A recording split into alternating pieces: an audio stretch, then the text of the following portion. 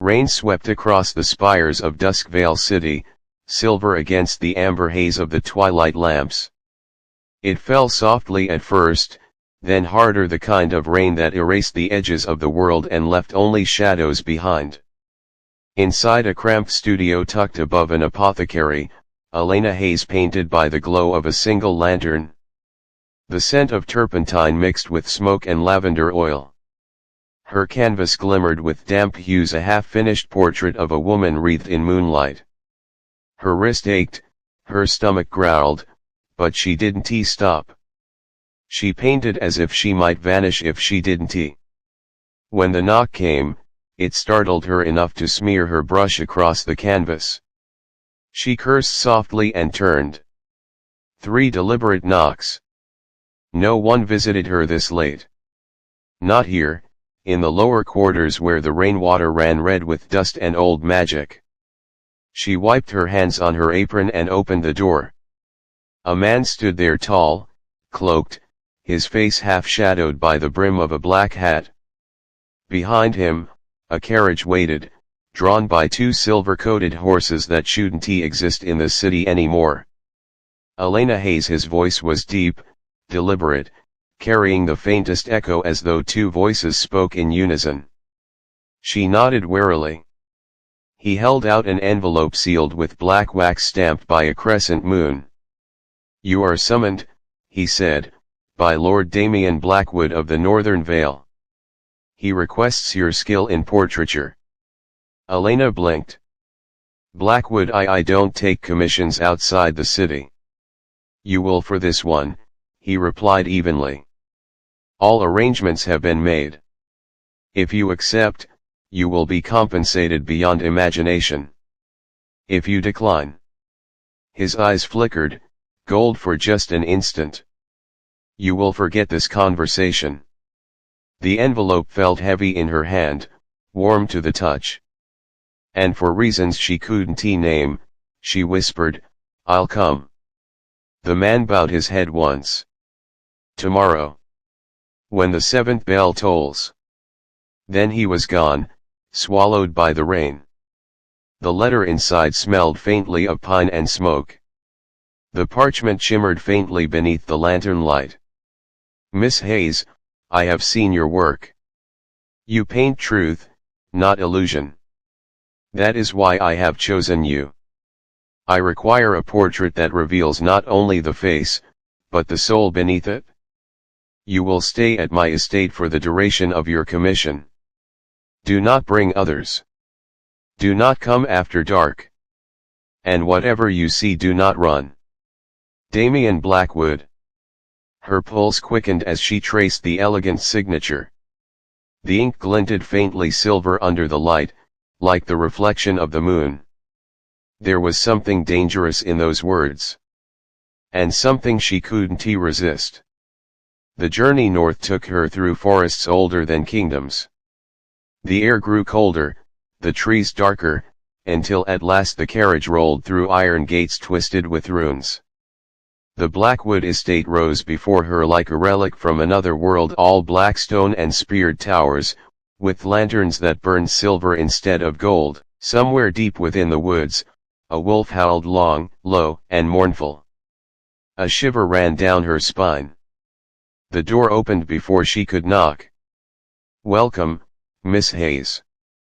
The man who greeted her wasn't the one from the night before. He was older, dressed in a grey coat that reached the floor, and his eyes gleamed faintly amber. "I am Aldrich, Lord Blackwood's steward. You will find your chambers prepared. The master will see you in the East Hall at moonrise." "Moonrise?" Elena asked. Aldrich's mouth twitched. "Lord Blackwood prefers the night." The East Hall was vast, filled with portraits, generations of Blackwood staring down with the same piercing eyes. In each, the moon was painted somewhere, in the sky, in a ring, even in the reflection of a goblet. When Damian entered, the room itself seemed to hold its breath. He was tall, broad-shouldered, his presence commanding in a way that felt old. His hair was dark as midnight, his eyes a strange, molten gold. "Elena Hayes," he said softly, his voice both silk and danger. "You came." "I did," she said, her heart hammering. "Your letter was persuasive." His lips curved.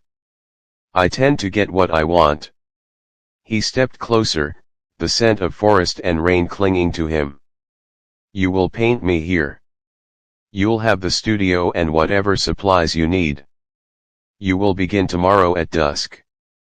"May I ask," she said carefully, "why me?" Damian studied her for a long moment, his gaze sharp enough to feel. "Because you see what others ignore. And because I cannot hide from what you see." Before she could respond, he turned and vanished through a side door, his footsteps silent as mist. That night, the mansion didn't sleep. Elena woke to sounds in the corridor, a low growl, a whisper of footsteps, a door creaking open and then slamming shut. She rose, lighting a candle, and stepped into the hall. The shadows moved. "Is someone there?" she whispered. A shape shifted at the end of the corridor, too tall, too fluid to be human. She caught a glimpse of eyes that glowed faintly gold before they vanished into the dark. Her candle flickered out. And then she heard it, a voice, deep and low, brushing against her thoughts. "Go back, little painter." She gasped and dropped the candle. But when she looked again, the hall was empty. At dusk, she began her work. Damian sat before the great window, the moonlight pouring over him like liquid silver. He watched her as she sketched, his gaze unrelenting. "You look at me as though you're searching for something," he said quietly. "I am," she admitted. "I don't just paint what I see, I paint what's hidden." His smile was faint, but not unkind. "Be careful, Miss Hayes. Some truths draw blood." Her brush trembled slightly. "And what truth would yours draw?" "The kind that doesn't heal." For a moment, the air between them crackled, electric, magnetic. She felt it deep in her chest, that pull she couldn't explain. When she finally looked up from her canvas, Damian was no longer seated. He stood behind her, close enough for her to feel his breath against her neck. "You shouldn't linger here after dark," he murmured. "There are things in these woods that hunger for warmth." "And what about you?" she whispered. He met her gaze in the reflection of the window, his eyes glowing faintly gold. "I am one of them." That night, the moon rose full over the Blackwood lands.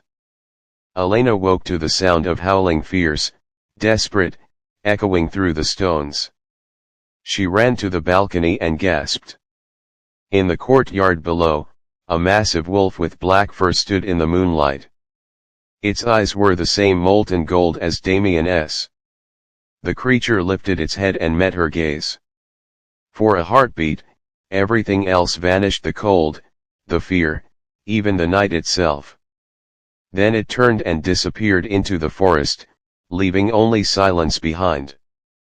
Elena's hands shook as she pressed them to her chest. She had come to paint a portrait. But what she had found was a curse. The dawn after the full moon broke pale and uncertain, streaked with gold that failed to warm the cold stone of the Blackwood estate. Elena awoke to the sound of wings beating against her window. A raven perched on the sill, its feathers glistening like oil in sunlight. It carried a small piece of parchment tied to its leg. She untied it carefully. "Breakfast is served in the east garden.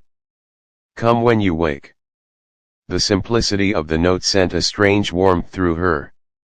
Damian Blackwood, the man, the myth, the creature, had written her a message that felt almost ordinary. But nothing about him was ordinary. She dressed quickly and followed the scent of roses and dew through winding corridors until she stepped into the garden. Morning mist coiled around white stone statues and flowering vines. At the center stood a table set with porcelain and silver. Damian was already there, dressed in black again, though the morning sun struck his hair with dark copper light. "Good morning," he said softly. "Morning," she replied, cautious. "You sleep during the day?" "Not quite," he said, a hint of humor in his tone. "I rest when the moon allows me." Elena hesitated. "I saw something last night," she said finally. "A wolf. In the courtyard." His eyes didn't flicker, but his jaw tensed. "Many things roam these woods. It had your eyes." Now his gaze lifted to hers, molten gold catching the light. "You're an artist, Miss Hayes. Perhaps your mind paints things where there are none." But the lie was too smooth. Too deliberate. She leaned forward. "You don't have to pretend with me." Something dangerous flickered across his expression. "You don't know what you're asking." "Then tell me." He rose from his chair slowly, his movements graceful and predatory. "You think curiosity is harmless, but in this house, curiosity draws blood." He stopped in front of her. The sunlight glinted on the silver ring around his finger etched with the same crescent moon that had sealed his letter. "Finish my portrait," he said quietly. "And when it's done, you may ask your questions. Until then, do not follow the moon." And with that, he walked away, leaving her breathless and aching with unanswered questions. The days that followed blurred into color and shadow. Elena painted, and Damian sat for her each night. The sessions stretched long into the hours between dusk and dawn. At first, she worked in silence, but soon, their quiet exchanges began to unravel something between them, thin threads of tension woven from stolen glances and unspoken thoughts. He watched her like a man starving and trying not to reach for what he wanted. She felt it every time his eyes lingered on her hands, on the curve of her neck, on the pulse that beat visibly beneath her skin. Sometimes, when the wind howled outside, the beast beneath his skin would slip through the flicker of amber in his eyes, the deep, barely restrained sound in his chest. And still, she painted him. The portrait grew darker each night, his likeness too perfect, too alive. It frightened her how easily she could see him in her mind, even when she closed her eyes. One evening, as she brushed the final strokes of shadow beneath his jawline, he murmured, "You've painted more than a man." She looked up. "What do you mean?" "You've painted what I am." Before she could speak, he crossed the room in a blur.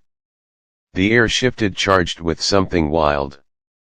He stopped inches from her, eyes glowing faintly. "You shouldn't look at me like that," he said, voice roughened. "Like what?" she whispered. "Like you want to know what I become." She swallowed, unable to step back. "Maybe I do." For a heartbeat, something primal flared in his gaze. Then he turned sharply away, as if the act of restraint pained him. "Good night, Miss Hayes," he said, his voice low and uneven. She didn't sleep that night. The next morning, Aldrich found her in the library. "Lord Blackwood requests your presence at the old chapel after sunset," he said. "It's time you learned something about this house." The chapel stood at the edge of the woods, its stone walls cracked with age, the air thick with the scent of pine and rain. Inside, moonlight streamed through broken glass, illuminating carvings of wolves and stars. Damian stood near the altar, his coat discarded, his shirt open at the throat. "This land was not always cursed," he said quietly, without turning. "Once, it was part of the Silver Veil, where men and beasts lived under the moon pact." Elena listened, transfixed by the rhythm of his voice. "The Blackwood line were its guardians," he continued. bound by the moon's mark to protect, to lead, to obey. But one of us broke the vow. The moon punished us for it. He turned to her now, and she saw the faint scar on his collarbone shaped like a crescent. I was born under a blood moon. My fate was sealed before I took my first breath. Damian. She whispered. He stepped closer. Every full moon, the curse takes me. Every time I lose control, another part of me fades. The beast grows stronger. She reached out before she could stop herself, her fingers brushing the mark. His breath caught sharply, a sound between a gasp and a growl. Elena, he said hoarsely. Don't. But she didn't pull away. I'm not afraid of you. His eyes darkened, gold swirling into amber. You should be. For a long moment, they stood like that, the silence pulsing between them, the air charged with everything they weren't saying. Then, slowly, he stepped back. You should return to the house. Will you ever tell me the truth about the moon mark? She asked. He gave a bitter smile. The truth is that the moon doesn't choose kindly. And you, Elena Hayes, are standing too close to its shadow. That night, she dreamed of the forest. Of running through silver mist with wolves at her side, and when she woke, she found something strange on her wrist, a faint crescent mark glowing pale against her skin. The crescent mark on Elena's wrist shimmered faintly in the candlelight. She traced it with a trembling finger, half expecting it to fade, but the pale silver glow pulsed softly like a heartbeat.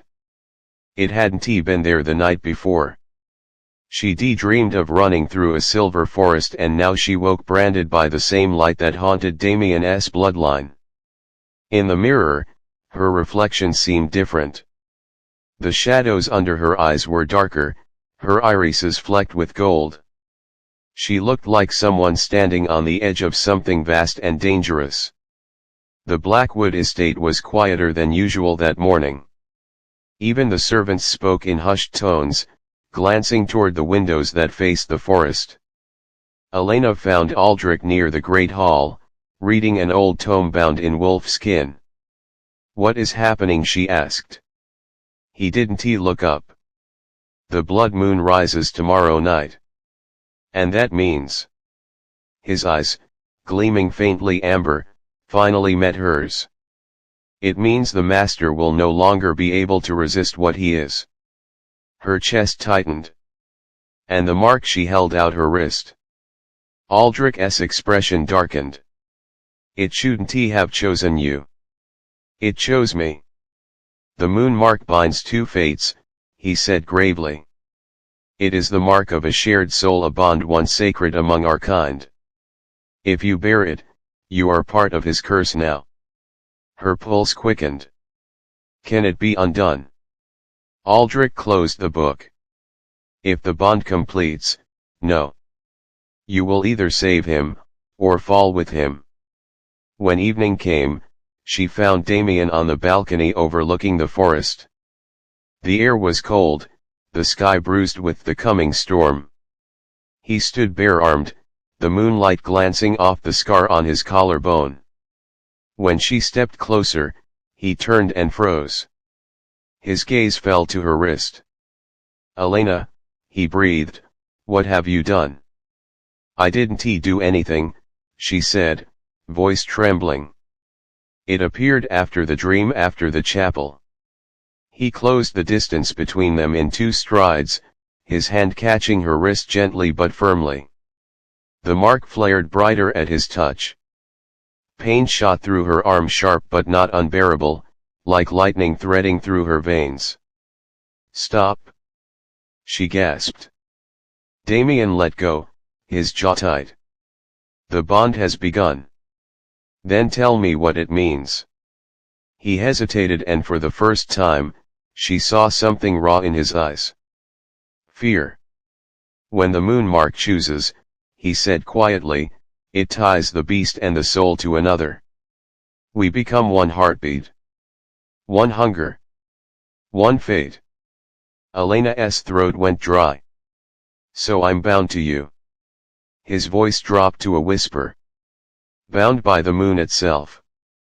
The words hung between them like a spell. He stepped back, as though putting distance could undo it. You don't understand. The curse feeds on connection. The closer we become, the faster the beast rises. She shook her head. Then let it rise. Maybe together. No. The word came out low, edged with something feral. You don't know what I'm capable of when the moon takes me. You're not a monster. He looked at her, then truly looked at her, and for a fleeting moment, something broke in his expression. If you stay, he said softly, I will become one. That night, Elena stood at her easel again, staring at the unfinished portrait. Damian's eyes in the painting seemed alive, watching her, filled with an emotion that defied words. Outside, the wind rose. The forest whispered. And then she heard it again, the same voice that had called her once before. Come to me. She turned. The door to the balcony was open, curtains billowing like breath. Elena. His voice this time Damian's. But softer, deeper. Almost not his own. She stepped into the moonlight. He was there, standing shirtless under the rising moon, his body trembling as if caught between forms. His eyes glowed gold, his skin shimmering with faint streaks of silver light. I told you to stay away, he said, though his voice was breaking. You need me, she whispered. You can fight it? He took a step closer. Then another. You don't understand. The moon, it's in my blood. It wants to claim everything I touch. She reached up, her fingers brushing his cheek. His skin was fever warm, pulsing with restrained energy. You're not alone anymore, she said softly. You have me. The mark on her wrist flared again, brighter now, its light reflected in his eyes. And for a heartbeat, the world held still. The wind, the moon, even the stars all silent. Then, slowly, Damian sank to his knees before her, his breath ragged. You're binding me, he murmured. You don't even know what that means. I know enough, she said. If it hurts you, it hurts me too. He looked up at her, anguish and desire tangled in his gaze. Then the moon has already won. In the days that followed, the forest grew restless. Wolves prowled closer to the walls. The servants whispered of other packs, of those who had not accepted Damian's rule. Elena learned that beyond the Blackwood lands lay the Silver Dominion, a realm divided among ancient wolf houses, the Ashen Fangs, the Blood Crest, and the Hollowmane clans. Each wanted the same thing, the power of the moon mark. And now it lived in her. One night, Aldrich came to her door, his face grave. They know, he said. They've scented you. Who? The Blood Crest. They want to claim the marked one before the bond completes. If they do, they'll control Lord Blackwood through you. Elena's heart pounded. What do I do? Aldrich's eyes softened. You trust him. And when the blood moon rises, you stand by his side. The storm came before dawn. Lightning split the sky. The forest howled with movement. From her window, Elena saw shadows slipping between the trees, too many to count. She grabbed her cloak and ran. By the time she reached the courtyard, wolves surrounded the gates, eyes burning red. The servants fled inside. Damian stood alone before them, his coat discarded, his transformation already beginning. His body shuddered, his back arching as bones shifted beneath skin. The sight was terrifying and beautiful, raw power and agony intertwined. "Elena!" he shouted, voice still human but fraying. "Go." She shook her head. "I'm not leaving you." The mark on her wrist burned, and suddenly, she felt him, his heartbeat, his pain, his fury all flooding through her chest. She stumbled forward, caught in the pull. He turned toward her, half man, half beast, his eyes wild with gold fire. "Elena!" he growled, "you shouldn't have come." She reached out anyway. "You're not alone." Her hand met his chest and the mark flared so bright the world vanished into light. When the storm cleared, the courtyard was empty. Only the scent of rain and silver lingered in the air. And far off in the forest, two heartbeats thudded in perfect rhythm, one human, one wolf bound by the moon. Rain fell softly over the Blackwood forest, turning the air to mist and moonlight. Elena stood at the edge of the courtyard, soaked to the skin, heart still pounding from what had happened. The wolves that had attacked were gone, vanished like shadows. But Damian, she could still feel him. His heartbeat thudded faintly in her chest, as though her blood had learned his rhythm. Aldrich found her standing there, his cloak dark with rain. "He's alive," he said quietly. "But changed." "Changed." The bond completed the first phase. "He's no longer fighting the curse, it's merged with you both now." Elena turned toward the forest. "Where is he?" Aldrich hesitated. "Hunting." She found him at dawn, deep among the fog-drenched trees. He was crouched by a stream, half naked, silver scars still glowing faintly across his back. His breath came slow and deep, as though he were trying to remember how to be human again. When she stepped closer, he spoke without turning. "You shouldn't be here." "You said that last time," she murmured. "And I came anyway." He looked over his shoulder. His eyes were human now but darker, rimmed in gold. "You bound yourself to me, Elena. You can't undo that." "I don't want to." Something flickered across his face, a mix of relief and dread. "Then you have no idea what you've done." She moved closer, kneeling beside him. "Then tell me." He stared at the water for a long time before answering. "My kind was cursed long before I was born. The moon chose us to protect the realm of men, but when pride took hold, we turned on each other. The bond you now carry was meant to unite a wolf and his mate, to keep the beast human through love. But after centuries of blood, the bond became forbidden. Dangerous. Why? Because if one dies, the other follows. If one betrays, the bond corrupts. The Silver Dominion learned to twist it to use it as control." Elena felt the mark on her wrist throb faintly. "And now they'll come for me." He nodded. "They'll come for us both." For the next days, the estate became a fortress. Guards patrolled the walls. The air buzzed with preparation. But what frightened Elena most wasn't the threat outside, it was the change she felt inside. Her senses sharpened. She could hear the heartbeats of those around her, smell rain before it fell, sense Damian even when he was far beyond the forest line. The bond was deepening. One night, as the blood moon began to rise, she found herself drawn to the west wing, a part of the mansion she'd never seen unlocked before. The doors opened at her touch. Inside was a gallery vast and shadowed, filled with portraits of men and women with golden eyes and silver rings upon their fingers. Each face bore the same mark she now carried. And at the far end, half shrouded in dust, was a painting unlike the rest. It showed a woman pale, fierce, and beautiful standing beneath a crimson moon, her eyes wild with fury.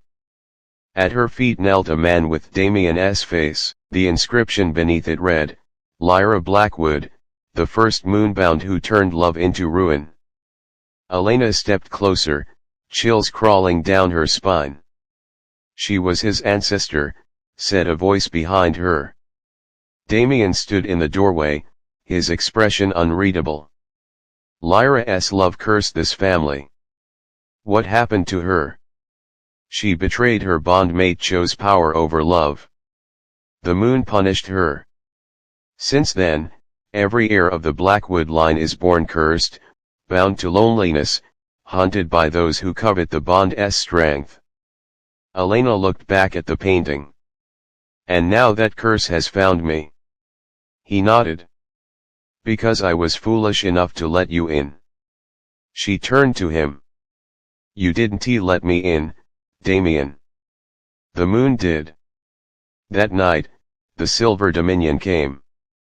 Not with wolves but with soldiers, cloaked and silent, bearing the sigil of the Bloodcrest clan. Their leader, Lord Kale, was tall and silver-haired, his eyes a cold, unnatural red. When he entered the great hall, the air itself seemed to still. Lord Blackwood, Kale said smoothly, you've hidden long enough. The moon mark belongs to the Dominion now. Hand over the girl. Damian stepped between them. She is under my protection. Kale's smile was thin. So was Lyra, once. Elena felt the air grow tight, a pressure that made her chest ache. The mark burned like fire. Kale's gaze flicked to her. Ah! It's already begun, hasn't he? At the bond. Then it's too late to save you both. Damian's growl was low and deadly. You'll not touch her. Kale tilted his head. You think you can fight us? The Dominion is the moon's chosen law. You are nothing but its broken shadow. The torches flared and in an instant, the hall erupted into chaos. Wolves burst through windows. Steel clashed with claws. The sound of battle filled the air. Elena stumbled back, the noise deafening. She saw Aldrich fighting near the stairs, saw silver blades flash and blood gleam like mercury. Then she saw Damian half-shifted, his form a blur of human and wolf, his roars shaking the walls. Kale moved toward Elena, his movements smooth and eerily calm amid the violence. The moon mark must be purified, he said. You belong to us now. Elena raised her wrist, the mark blazing. No. The light exploded from her palm, silver and fierce, throwing Kale backward. The energy was wild, ancient, something older than the curse itself. Damian turned toward her, astonished. Elena, how did you? I don't know. The mark pulsed again, and suddenly she could see it, threads of silver connecting every wolf in the hall, a web of power all rooted in the moon above. And at the center of it Damian. She reached for him with her mind, her heart. We are one, she thought. His head snapped toward her, eyes blazing gold. Then fight with me. Together, their power surged. The wolves of the Dominion faltered, howling as the energy burst outward, light scattering like shattered stars. When it was over, silence reigned. Kale was gone, the invaders fled. Only Damian and Elena remained standing amid the wreckage, their hearts still beating as one. Later, as dawn broke, Damian leaned against a shattered column, his chest rising and falling heavily. You shouldn't have been able to do that, he said hoarsely. No human can wield the moon's power. Elena met his gaze. Maybe I'm not just human anymore. The corner of his mouth curved faintly. No. You're something else entirely. They stood there, eyes locked, the first rays of sunlight glinting off the mark that now bound them both. What happens now? She asked. He looked toward the forest, where the mists were thinning and the wolves' howls echoed faintly. Now, he said softly, the real war begins. The dawn that followed was quiet, too quiet. Ashes drifted through the air where the Dominion's fire arrows had struck. The scent of smoke clung to the trees, and the once majestic Blackwood estate stood wounded, its windows shattered and its halls scarred. Elena walked through the debris in silence. The mark on her wrist pulsed faintly, guiding her like a heartbeat in the dark. She could still feel Damian, though he had disappeared before dawn. His last words echoed in her mind, now, the real war begins. Aldrich found her standing by the grand staircase, staring at the mural of the moon carved into the ceiling. You should rest, he said softly. I can't. Not until I know where he's gone. Aldrich's gaze flicked to her wrist, where the mark shimmered faintly beneath her skin. You might already know, if you listened. She frowned. Listened. He stepped closer. The bond between you is more than flesh. It's spirit. Close your eyes, focus on the mark and you'll hear him. Elena hesitated, then obeyed. Darkness filled her vision, then whispers, like the rustle of leaves in the wind. The sound grew clearer until it formed words. Elena, run. Her eyes snapped open. He's in danger. Aldrich's expression tightened. Where? The northern pass. He's facing them alone. By the time she reached the edge of the Blackwood forest, the world was already bathed in blood-red moonlight. The blood moon had risen early. Snow fell in fine flakes that glowed faintly crimson as they touched the ground. Every breath of wind carried the scent of war, of steel and wolves. And then she saw them. At the base of the mountain stood Damian, surrounded by the Silver Dominion's army, hundreds of wolves in half-human form, eyes glowing with the same red fire that burned in their master, Kale. Damian! She screamed, but the sound was swallowed by the roar of thunder. Kale's voice echoed across the field. You cannot fight fate, Blackwood. The moon mark belongs to the Dominion. Damian's growl rolled through the valley. You talk of fate as if it were yours to command. Kale raised his hand and the air shimmered. The moon itself pulsed red. Elena's mark flared in pain. She fell to her knees, clutching her wrist as silver fire crawled up her arm. Through the agony, she felt Damian's pain, his struggle to resist the moon's pull. Then a voice whispered inside her, he will die if you do nothing. Who's there? She gasped. The voice was neither male nor female, ancient, echoing. The one who marked you. The moon chooses balance, not blood. You were meant to end this war, not feed it. How? By remembering who you are. Images flashed before her eyes, a woman standing beneath the same crimson sky centuries ago, her hair like flame, her eyes fierce with defiance. Lyra Blackwood. And beside her, a man with her own face. Elena staggered back, realization hitting her like lightning. I've seen her before. In the painting. You are her echo, the voice said. The moon does not repeat history, it redeems it. Where she failed, you will succeed. When she opened her eyes, the battlefield stretched before her. Damian was losing ground, surrounded by wolves. Kale advanced, blade gleaming silver under the moonlight. Elena raised her hand. The mark on her wrist exploded in light. Wind howled, swirling around her in a spiral of silver fire. Her cloak tore loose, her hair whipped upward, and her eyes glowed with lunar gold.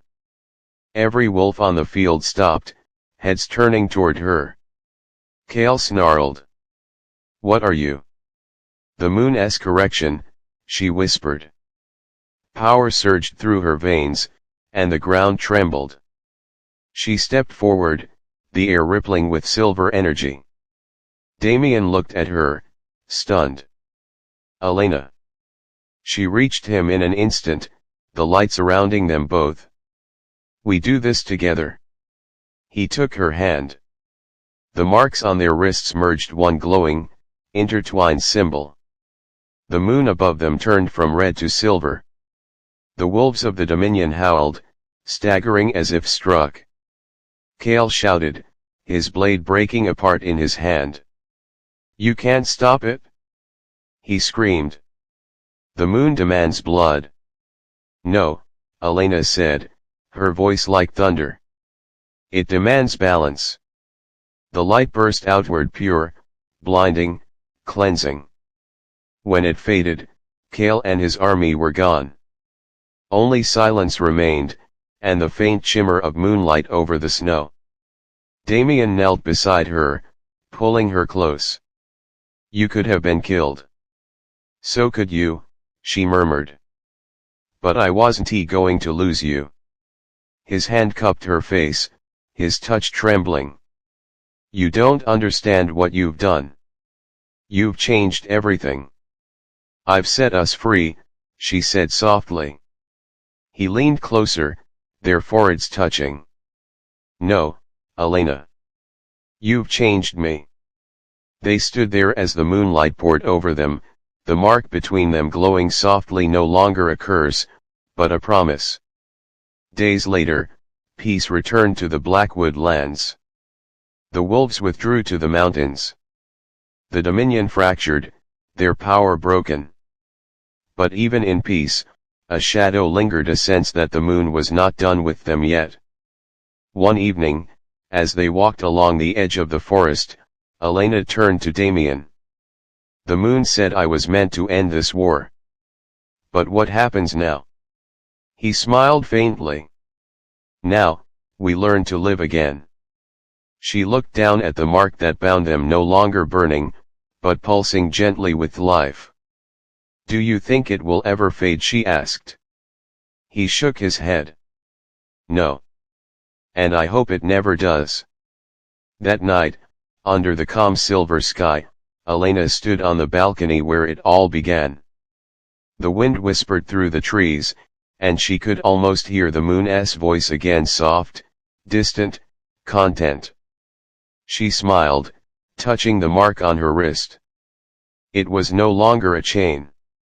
It was a heartbeat. And it belonged to them both. The snow melted early that spring. Silver mist coiled between the trees as warmth returned to the forest, softening the scars left by the Dominion's war. The wolves that remained loyal to the Blackwood name had rebuilt the estate piece by piece, their laughter echoing faintly through the halls. Yet for all the peace that had come, Elena could not shake the feeling that something still waited unseen, unfinished in the light of the moon.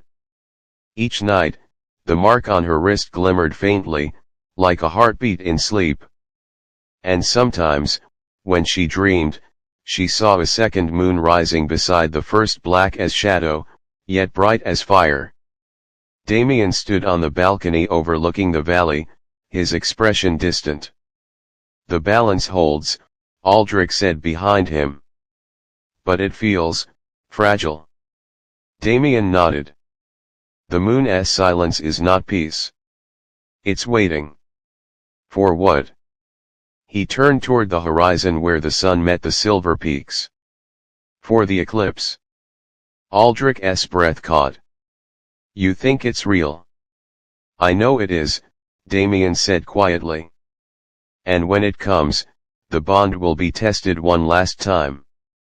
That evening, as the first stars appeared, Elena joined him on the balcony. You've been quiet, she said. So have you.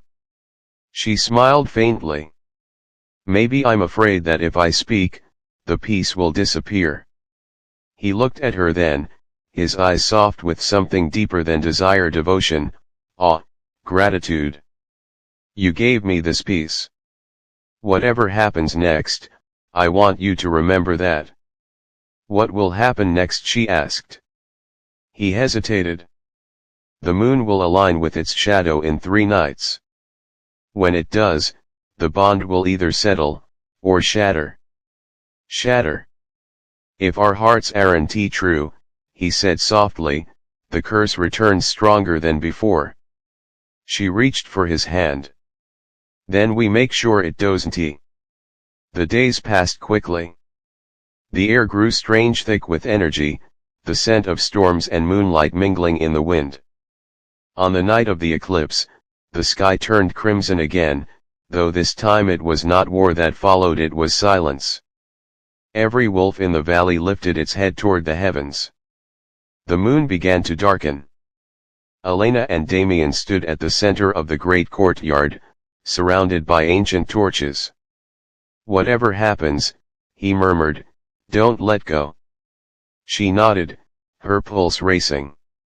"Never." The light dimmed.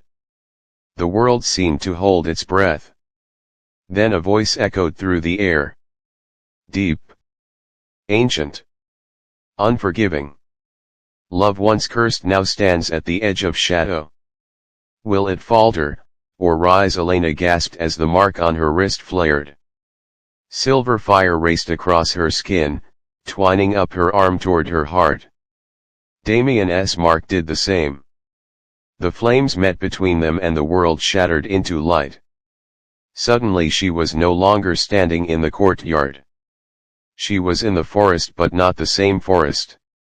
The trees glowed with silver veins, and the ground shimmered like glass. Damian stood a few steps away, his eyes wide with wonder. "Elena," he said, "this is the moon's realm." A figure stepped from the mist, tall, radiant, neither man nor woman, with eyes like twin stars. "You have carried the mark," it said, its voice both thunder and whisper. "But to seal it, you must face the truth of it." "What truth?" Damian demanded. "That love is not possession," the figure said, "but surrender." Elena frowned. "We've already proven our love. We fought for it. Bled for it." The moon's voice deepened. "You fought together. But will you sacrifice for each other?" A blade of light appeared between them, thin as a breath, glowing white. "One heart must be given to save the other." Damian stepped forward instantly. "Then take mine." "Damian, no!" Elena grabbed his arm, but the light flared, wrapping around him like a snare. He turned to her, smiling through the pain. "You saved me once. Let me do the same." Tears filled her eyes. "I won't let you." She felt the mark burning hotter, the same pulse of power that had driven Kale away, now arising again inside her. "No," she whispered. "Love isn't about dying for someone. It's about living for them." She reached for his chest, and the moment her hand touched his heart, the mark merged between them, glowing brighter than it ever had before. The moon's voice trembled through the air. "You choose unity over sacrifice. Balance over blood." The blade dissolved. The realm of silver began to fade. And as the darkness lifted, Elena realized they were back standing once again in the courtyard beneath the fading eclipse. Damian still held her hand. His heartbeat was steady beneath her palm. "You did it," he whispered. She smiled through her tears. "We did it." When dawn broke, the moon mark on their wrists had changed, no longer two separate sigils, but one, shaped like an infinity symbol edged in silver. The curse was gone. The bond remained pure, equal, eternal. The forest sang with new life. The wolves of Blackwood howled not in mourning but in celebration, their voices rising with the morning sun. Aldrich approached them at the steps, bowing his head. "The moon has chosen well." Elena turned to Damian, her heart full. "So this is what freedom feels like." He smiled. "No. This is what forever feels like." He kissed her, soft at first, then deep and certain, the kind of kiss that carried every battle, every promise, every heartbeat they shared since the night she first painted his portrait. Above them, the last shadow of the eclipse vanished. The moon shone pure once more. Epilogue. Years later, the Blackwood estate stood again in full splendor. Travelers who passed through the valley spoke of a lord and lady who ruled not by fear, but by balance, a pair bound by moonlight and legend. They said that on certain nights, when the air was still and the moon was full, two figures could be seen walking hand in hand through the silver forest. Their marks glowed faintly, twin lights against the dark, and the forest whispered their story to anyone who cared to listen, bound by the moon, freed by the heart.